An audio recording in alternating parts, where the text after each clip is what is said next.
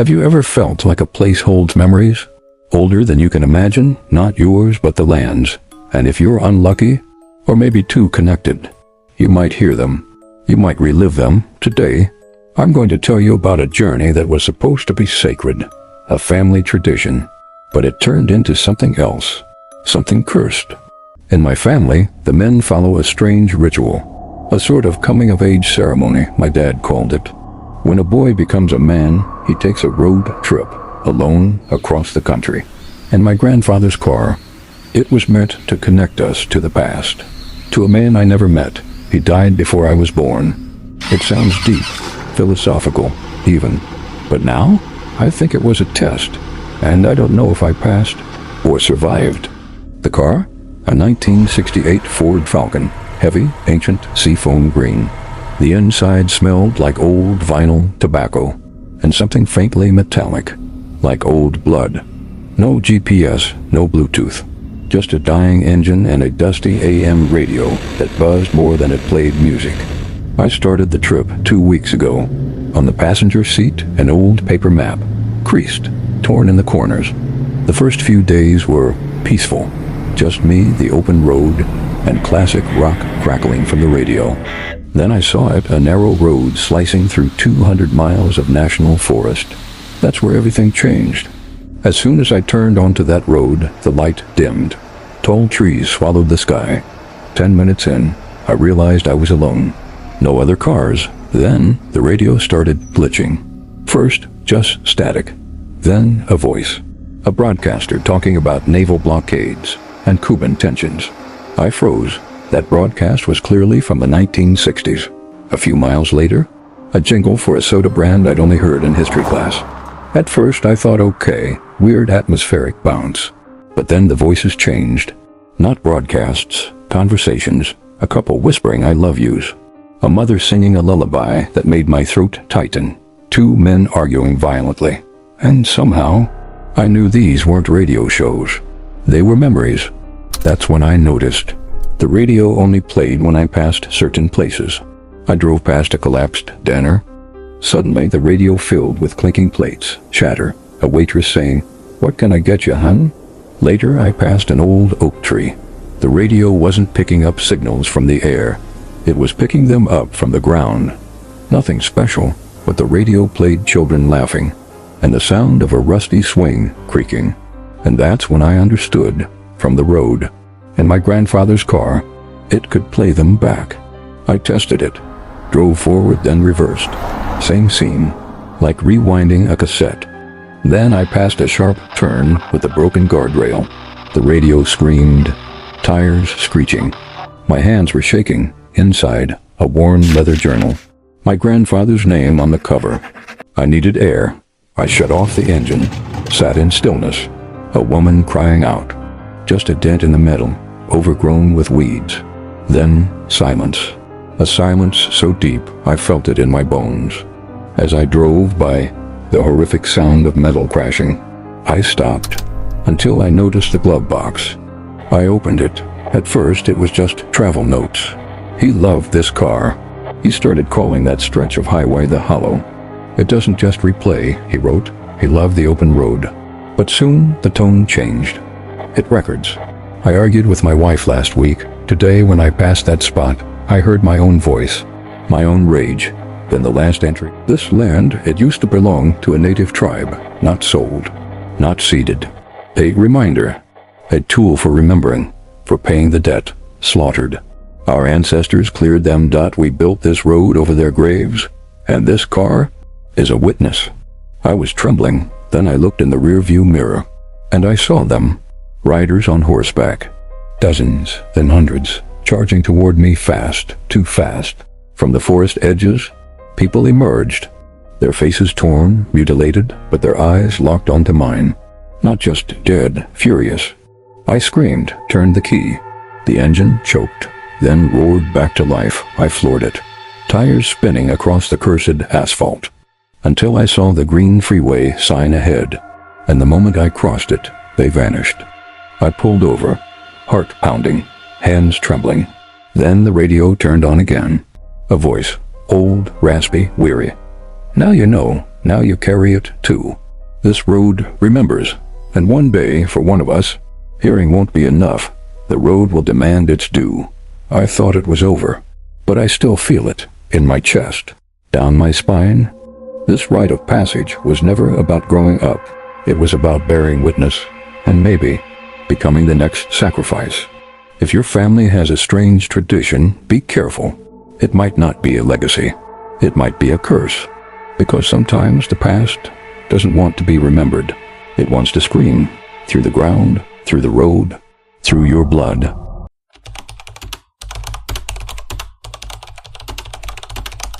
My grandma and I were born with the same rare condition, polydactyly. 6 fingers on each hand, 6 toes on each foot. But that wasn't the weirdest part about us. We could both see something no one else could. Since I was little, I could see these bright glowing orbs, spinning around people like little suns. One followed me everywhere. One followed my grandma too. When I was 7, she told me, they're guardian angels. They protect us. I asked her, protect us from what? She didn't answer. My parents never believed me. They thought it was just another bedtime story Grandma made up. So I stopped talking about the glowing orbs. But they were real. And they were everywhere. Every summer, I'd visit Grandma in her tiny village. She had a vineyard, chickens, and the best brownies I've ever had. She never got mad, even when I did dumb kid stuff, like breaking flower pots or turning her garden into a slug hotel. Those summers were magic. Until the year I turned 12. That summer was hot, sticky, and one morning, I got my first period. I was embarrassed. But Grandma just smiled and bought me pads from the local shop. You're becoming a woman, she said. But then, she added something strange. She looked around the room and whispered, if you start seeing something else, tell me right away. I didn't understand what she meant. Not then. A few days later, everything changed. It was Wednesday. The sky was heavy, and the air felt thick. Too thick to breathe. And the orbs? They were shaking. Mine shimmered like a dying star. Then came the sound. A high-pitched whine. Not thunder. Not wind. Something else. Then Grandma ran into my room. She's here, she said, panic in her voice. We have to leave, now. We grabbed our bags and rushed outside. But it was too late. Hail the size of tennis balls crashed from the sky. Trees snapped. Windows shattered. It felt like the world was ending. Grandma froze. She stared up at the clouds like she was looking into hell. I looked up too, and I saw it. The clouds weren't clouds anymore. They were alive. Tentacle-like vortexes stretched down, tearing through vineyards and orchards. In the middle of it all was a massive shape. Black, shifting. Too dark to see clearly. Too big to comprehend. Then a ball of light Grandma's guardian angel shot toward it. It hit the thing, bounced off. It tried again. Same result. Then I saw it. An eye, huge, reflective, and focused. Then the mouth. I don't know how to describe it. It wasn't just teeth. It was all teeth. When I woke up, the storm was gone. Paramedics were everywhere. My parents were crying. She had a heart attack, my mom told me. She's in a better place now. But I knew. She didn't die of a heart attack. Like a giant snake-dog worm thing with hair made of swirling storm clouds. She, the thing, opened her mouth and chased the orb.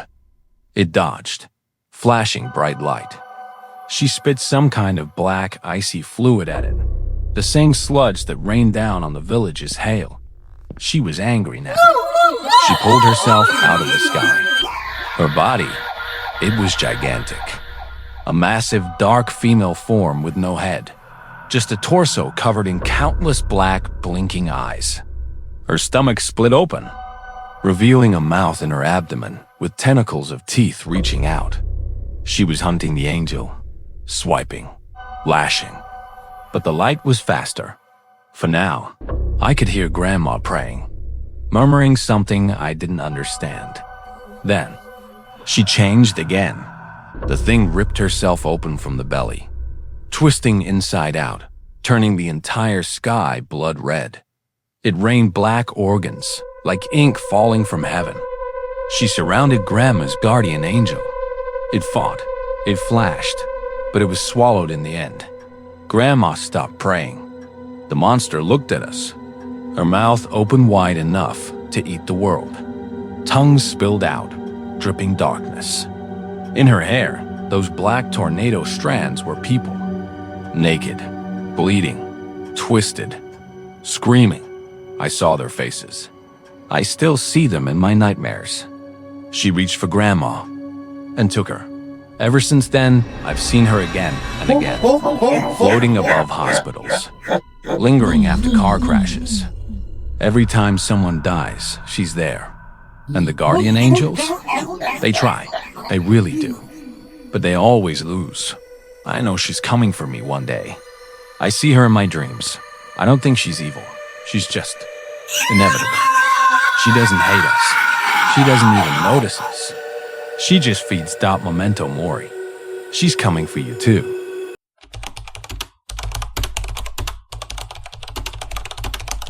Some neighbors are noisy. Some are nosy. Some are not even human. This is a true story. At least as true as memory allows. My name's JB. I was just your average teenager until we moved into that house in Tulsa. And that's when everything started. With the neighbor, my real name's Jean Baptiste, but everyone just calls me JB. A couple weeks ago, my parents moved me and my little brother Sam into a nicer house in Tulsa, Oklahoma. Dad got a better job, but honestly, I think it was about keeping Sam out of trouble. He's a good kid, just kind of sees the world differently. The house was great, quiet street, good schools. But the neighbor? Yeah, that's what this is really about. We were only there for a couple days when Sam told me to check out our new neighbor. I thought he was messing around, but I looked out his bedroom window, and there she was. This tall, gorgeous woman, maybe 40, standing in the rain, checking her mailbox, like it's sunny out. She didn't seem to care her shirt was soaked. Like, soaked? Sam, being Sam, had to make a comment. You see the titties on that? I smacked him. Not for being wrong, just for being a little perf. That night, we shut off the lights and watched from Sam's window. He had Dad's old army binoculars. I used my old telescope. We were hoping for a show. But what we got was something else entirely. Night 6. We're up late, watching as usual, and she's there, walking around the house. Same shirt, still soaked, never sleeps, never changes. Then Sam grabs my hand. JB, look. I adjust the telescope toward her backyard, and I see her, standing behind a tree, looking straight at us. From the dark, no light, just moonlight and her pale face. She shouldn't be able to see us, but somehow we knew she could. I grabbed my phone, held it up to the window, and recorded 30 seconds of footage. We watched it back. Nothing. She was gone. We relaxed a bit until the very end of the video. I had accidentally pointed the camera down and caught her, standing directly below our window. Looking up Dot the next morning, we told Dad. He was furious. Made us walk over and apologize for spying on her. She opened the door, wearing nothing but this lacy, see-through lingerie. But her face, completely blank, like she wasn't there. You should come in, she said. Sam almost did.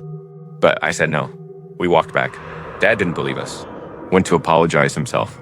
But when he came back, he looked pale, empty. And all he said was, "Don't bother with that woman again." Then he said something that chilled us both. You boys ever hear of Red Finney? Red was a kid in Dad's old neighborhood. They were scared of this old house that had always been there. One night, they heard a scream from inside. The next day, Red said he was going to sneak in. He disappeared. Gone.